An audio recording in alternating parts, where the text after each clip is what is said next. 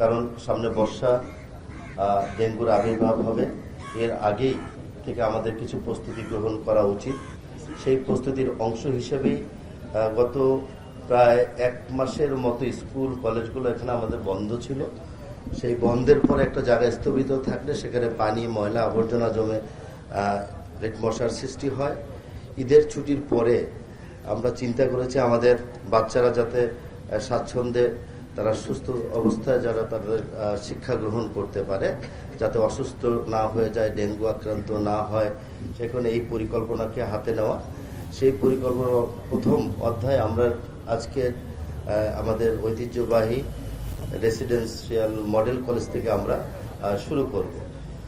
এই 536টি স্কুল আছেন, প্রতিটি পর্যায়ক্রমে আমরা এটাকে অব্যাহত রাখবো। ক্যাম্পাস এবং কলেজ ক্যাম্পাসে এই ডেঙ্গুর যে আবির্ভাব সেটিকে প্রতিরোধ করার জন্য আমি আমাদের সম্মানিত শিক্ষক, শিক্ষিকা এবং কর্মচারী বৃন্দ যারা আছেন, আমি তাদের কাছে ধন্যবাদ এবং কৃতজ্ঞতা জ্ঞাপন করছি। এই কারণে আপনারা সহযোগিতা করছেন।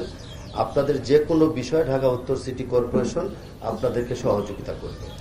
আপনারা আমাদেরকে সহযোগিতা করে সব সময় ক্লিন এবং একটা স্কুলের যে পরিবেশ, বর্জ্য ব্যবস্থাপনা বলেন, মশার বিষয়ের বলেন, অন্য অন্য যে বিষয়গুলো সিটি কর্পোরেশনের করণীয় আছে বললে আমরা তাৎক্ষণিকভাবে আপনাদেরকে সাথে নিয়ে এই বিষয়গুলোকে আমরা সমাধান করব।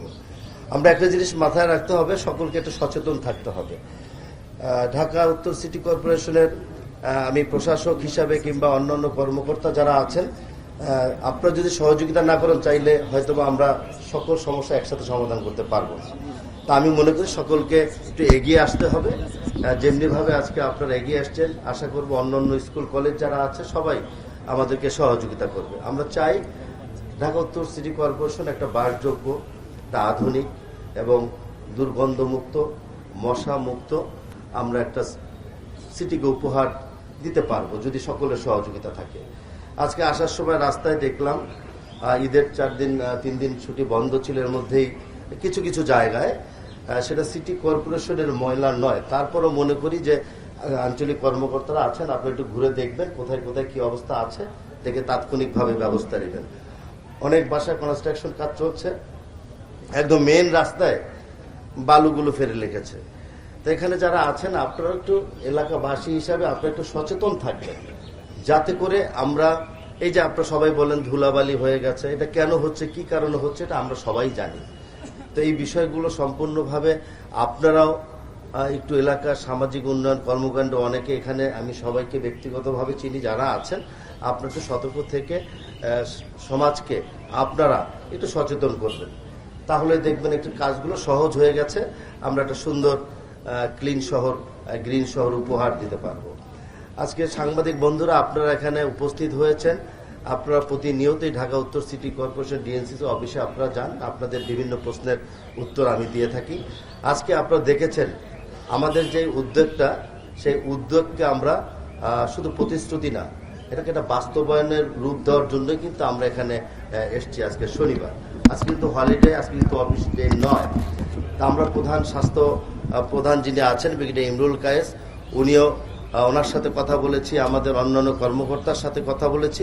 আমাদের কোনো হলিডে বলতে কিছু নেই, আমরা যখন প্রয়োজন তখনই আমরা এই কাজগুলো করব।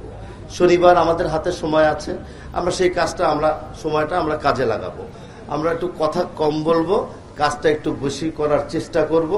এই জন্য আমার প্রিয় সাংবাদিক বন্ধুদের কাছে একটা আহ্বান থাকবে, আপনারা আমাদেরকে একটু সহযোগিতা করবেন।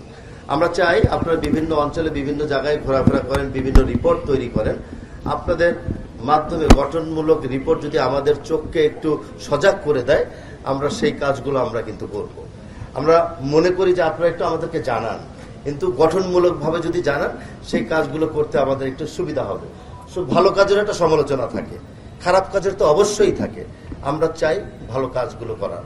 মাননীয় প্রধানমন্ত্রী ইতিমধ্যেই কিন্তু উনি ঘোষণা দিয়েছেন গ্রিন ঢাকা এবং ক্লিন ঢাকা, এবং টোটাল প্রতিটি সিটি কর্পোরেশনকে উনি এই রূপেই দেখতে চায়, এই চেহারাই দেখতে চায়।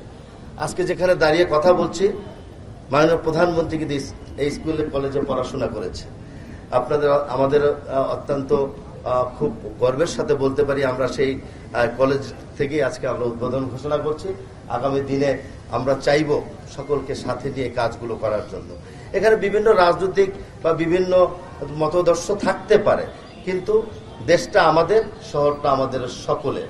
তা আমরা একসাথে কাজ করব, এই হলো আমাদের অঙ্গীকার। আজকে আমরা এখান থেকে উদ্বোধন ঘোষণা করলাম।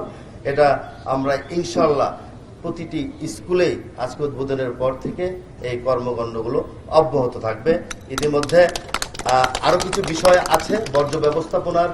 এখানে ভারপ্রাপ্ত শফিকুর রহমান আছেন নাকি? আছেন।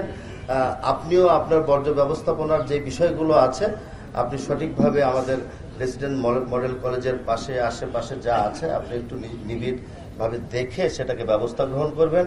আমাদের স্যার এখানে আছেন, ব্রিগেডিয়ার জাবিউর রহমান সাহেব স্যার, আপনিও একটু যে কোনো বিষয় আমাদেরকে একটু জানাবেন, তাহলে আমরা আপনাদের পাশে থেকে আমাদের বাচ্চাদেরকে যাতে সুস্থতার সাথে তারা তাদের শিক্ষা গ্রহণ করতে পারে, এই দায়িত্ব যেমন আমাদের আপনাদের সকলের। আজকে যারা এখানে আমাদের প্রিয় ছাত্র ছাত্রী ভাইরা উপস্থিত হয়েছে, আমি তোমাদেরকেও ধন্যবাদ জানাই। তোমরাও এই সমাজের সবচেয়ে বেশি সচেতন মানুষ, তোমরাই আগামী বাংলাদেশ। এই কারণে তোমরা আমাদেরকে সহযোগিতা করবে, যে কোনো বিষয়ে তোমাদের পাশে আমরা থাকব। তোমরা ভালো থাকবা। সাংবাদিক বন্ধুরা আপনারা ভালো থাকবেন। সবার আগে বাংলাদেশ।